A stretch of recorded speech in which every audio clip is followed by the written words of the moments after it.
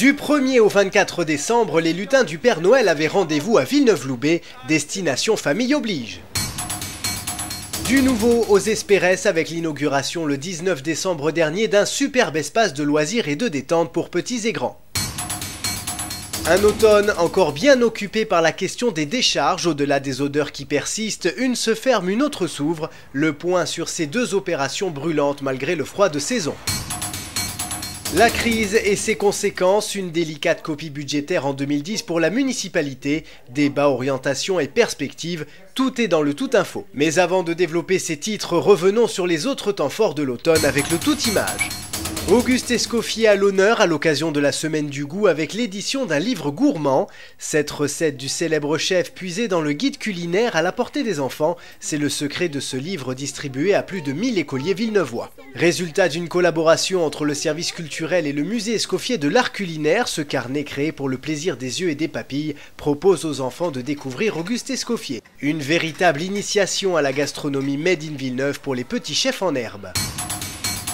Le bailli de Suffren, l'amiral de Grasse, le comte de Tende, autant de grands noms de l'histoire de la Provence qui se sont donné rendez-vous à Villeneuve-Loubet le temps d'une exposition au musée militaire. La Royale et l'Ordre de Malte a offert aux amateurs un voyage sur les galères de Malte qui furent longtemps l'école de guerre de la marine royale. Sous l'impulsion de Christian Vial, conservateur du musée, c'est tout un pan de l'histoire navale qui a pris forme à travers les maquettes de bateaux, les affiches ainsi que les collections d'armoiries. C'est le rendez-vous incontournable de l'automne à Villeneuve-Loubet, les réunions de quartier, l'occasion de faire le point sur une année d'action municipale et de présenter aux Villeneuvoises et aux Villeneuvois les projets à venir.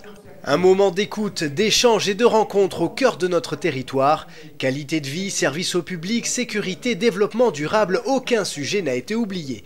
Cette date, 7 quartiers et toujours un seul objectif, toujours plus de bien vivre ensemble à Villeneuve-Loubet. C'est un véritable exploit sportif, plus de 10 000 coureurs ont relevé le défi du deuxième marathon des Alpes-Maritimes le 8 novembre dernier. De la promenade des Anglais à Nice au palais des festivals cannois, 42 km à parcourir sur le littoral azuréen et un passage incontournable à Villeneuve-Loubet, cœur nature de la Côte d'Azur oblige. Un circuit villeneuvois considérablement étoffé depuis la première édition avec près de 6 km de parcours traversant les Bouches-du-Loup, le quartier des Navigateurs et Marina Baie des Anges. Côté résultat, les Éthiopiens se distinguent sans surprise avec des temps records d'à peine plus de 2 heures pour traverser pas moins de 7 communes. À saluer la belle performance de notre agent municipal Jean-Luc Rosalie qui décroche une belle 45e place en 2h43 minutes, record villeneuvois à battre en 2010. Des platanes, malheureusement il n'en a plus que le nom, le mail des ex-platanes donc s'offre un relooking complet après l'abattage des arbres bicentenaires. Et puisque de platanes il ne peut plus en être question, le Conseil général a replanté des féviers d'Amérique, connus pour leur majesté et leurs superbes couleurs automnales. Une requalification qui comprend également la remise en forme du talus d'accès au parc, l'installation d'équipements pour le bien-être des promeneurs ou encore la plantation d'essences d'arbres rares pour redonner aussi toute son allure d'autrefois. Un peu de patience encore donc et le parc offrira dès le mois d'avril prochain de parfaits sentiers ombragés pour de belles balades en famille.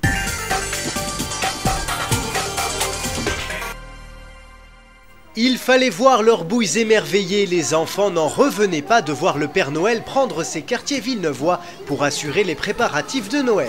Et lorsqu'il n'était pas là, tous ces lutins assuraient le spectacle. 24 jours de féerie et de cadeaux pour préparer la fête en famille à Villeneuve-Loubet.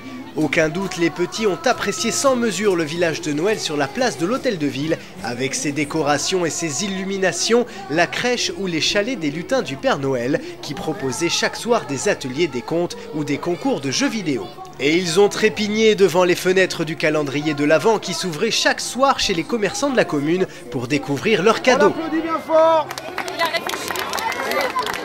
Les plus grands ont pour leur part très probablement apprécié le chalet des lutins les plus espiègles et leur savoureux vin chaud, parce que Noël à Villeneuve se savoure bien sûr à tout âge. Ce n'était plus qu'un stade fermé que chacun voulait voir renaître, c'est aujourd'hui chose faite. Après 6 mois de travaux, l'ancien stade Mauroy est désormais devenu l'espace loisir détente des Hespérès. L'inauguration officielle a eu lieu le 19 novembre dernier. 8700 mètres carrés entièrement dédiés aux loisirs, c'est le pari de cet aménagement. Les sportifs y trouveront un terrain de foot à 7 en gazon synthétique, un terrain de basket et un terrain de volley, des tables de ping-pong ainsi qu'un espace de remise en forme avec 11 appareils de fitness extérieurs. Les mamans préféreront sans doute le jardin d'enfants au sol souple ou les espaces verts équipés de bancs et de pergolas, le tout entièrement arboré pourvu de sanitaires et placé sous vidéosurveillance. Et pour les riverains, de nouveaux stationnements à la clé puisque le site propose un parking de 57 places en libre accès tous les jours, ainsi qu'un emplacement réservé aux 2 roues, de quoi régler définitivement les problèmes de stationnement du secteur, une véritable réussite. On avait bien cru ne plus jamais entendre parler de décharge à Villeneuve-Loubet et pourtant, 3 mois jour pour jour après la fermeture de la glacière le 17 septembre 2009, un nom va venir semer le trouble, la carrière de la Roque. Ce jour-là, les autorités départementales annoncent leur intention d'y ouvrir une décharge de matériaux inertes. La stupeur cède bien vite le pas à la colère. La carrière située à Roquefort-les-Pins n'est qu'à quelques kilomètres à vol d'oiseau de la glacière. Et l'histoire se répète, comme pour la glacière, le dossier présente de nombreuses lacunes. Quels déchets, quelle durée, quel impact et pourquoi là? L'avis défavorable du conseil municipal donné à l'unanimité sonne comme une évidence, idem au conseil communautaire de Sophia Antipolis. La mobilisation du tissu associatif emboîte nécessairement le pas, des actions salutaires et déterminantes pour la physionomie du projet. Si le 28 octobre, le préfet signe l'arrêté autorisant l'exploitation de la carrière Spada, le texte encadre très sévèrement la gestion du site. Liste des matériaux acceptés, limitation de la zone d'accueil au seul département des Alpes-Maritimes, protocole de contrôle renforcé, un écho aux remarques du conseil municipal, une volonté d'exemplarité même avec un seul mot d'ordre, pas de glacière bis à Roquefort. La glacière, elle, est toujours d'actualité au grand désarroi des Villeneuvois, des odeurs persistantes malgré la fermeture du site, une cessation d'activité qui traîne en longueur même si tout ceci n'est désormais qu'une question de semaines, du moins chacun veut désormais y croire. 2010 sera l'année de tous les efforts et les finances municipales seront en la matière exemplaires. Dans un contexte économique mondial perturbé, le maire a présenté le 17 décembre dernier ses orientations budgétaires pour l'année qui s'ouvre, un budget communal résolument placé sous le signe de la crise. Chute des droits de mutation, réforme des collectivités, instauration de la taxe carbone, à situation exceptionnelle, mesures exceptionnelles, l'argent qui ne rentre pas dans les caisses devra être économisé par ailleurs. Quitte à faire quelques sacrifices en renvoyant la prochaine édition de François Ier à Villeneuve-Loubet à 2011 et en supprimant le traditionnel feu d'artifice du 15 août. Richard Camus l'a déclaré, la priorité ira à la mise en œuvre de notre plan pluriannuel d'investissement, moteur qui plus est de l'activité économique. Des moments difficiles donc en perspective, mais une rigueur nécessaire en espérant que la reprise pointera à l'horizon en 2010.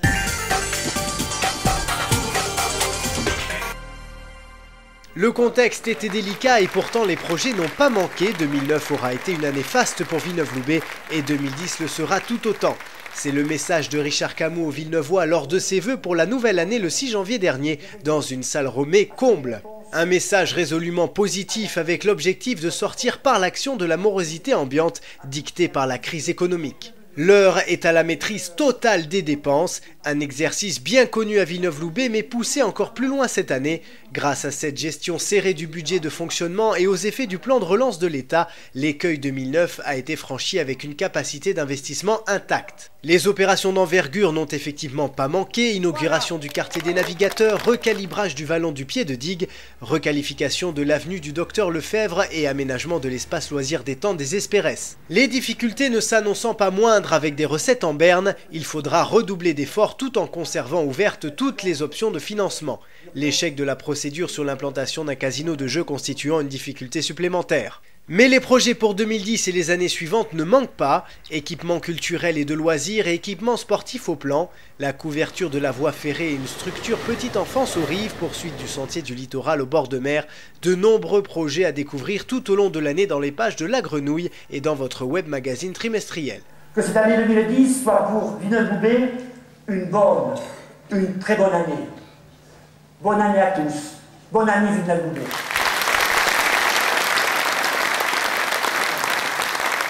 Tout est dit.